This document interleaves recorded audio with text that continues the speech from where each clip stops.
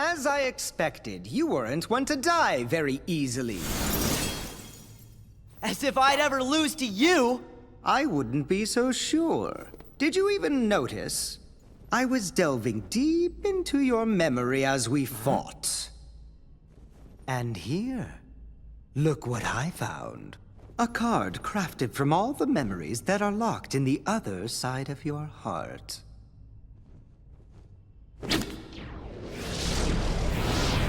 Wait! I'm just gonna come right out and say it. Kingdom Hearts Chain of Memories isn't bad. It's not great, but it's certainly not bad. Those of you who got stuck, frustrated, or felt lost, maybe you didn't give it a proper chance. Maybe you felt it was too difficult to learn. Don't get me wrong, it's a confusing system to jump into.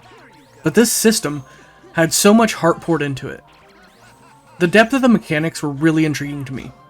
Coming from someone who's never played this game before, the first few hours felt rough. I was confused. My cards were constantly getting blocked. I thought zeros were worthless. It wasn't until I got stuck on one of the first boss fights and looked up a guide to help me that I missed the whole point of the game. And by looking up a guide to a certain degree, I may have even robbed myself of that experience, and I admit it.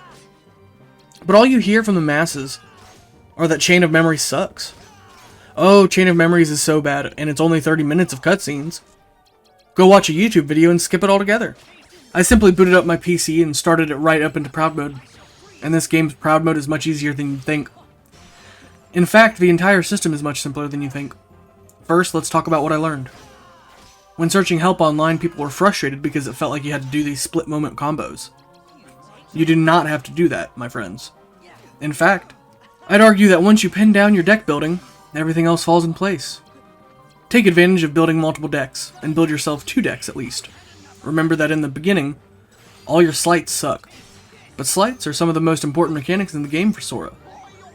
Strike Raid, Sonic Blade, Ars Arcanum, and Ragnarok are some of the most important combos in the game. Magic was always slightly risky to me. A lot of bosses resisted the normal moves, and even paired with Keyblade attacks. Strike Raid is great because it stuns your enemies. Ragnarok is insanely powerful. Ars Arcanum is great for mid-game fights with low card costs. When you're building your deck, you have to start thinking about what cards disappear first. The decks are structured in a way to make you think about your slights beforehand. Think of every 3 slots as a slight. You can take this a step further.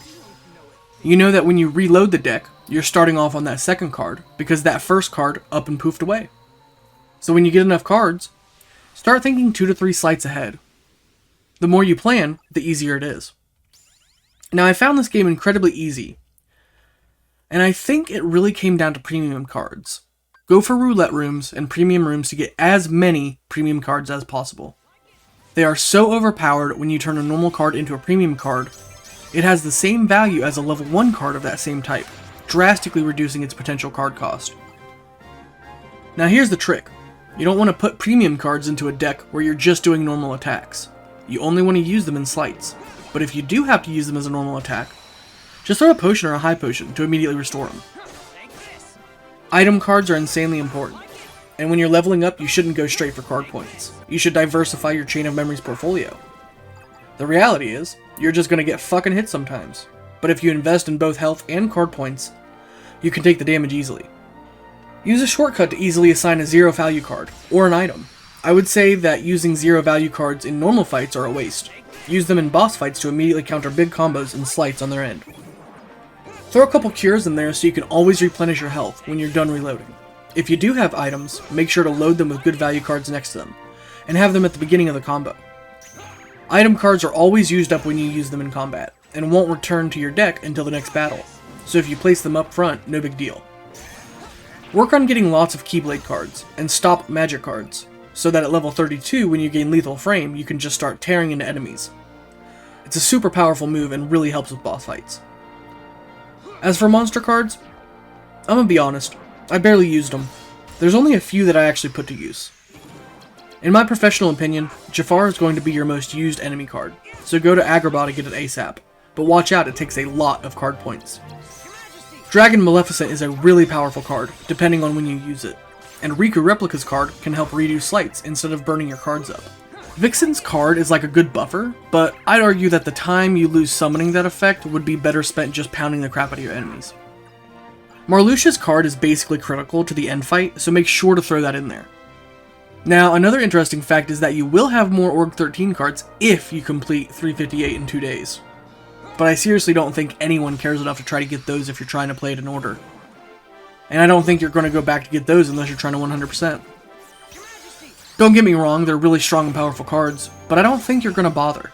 With all that being said, it feels frustrating at first, but it feels really good midway through. And even in the endgame, you just feel badass completely breaking and countering decks and strategies.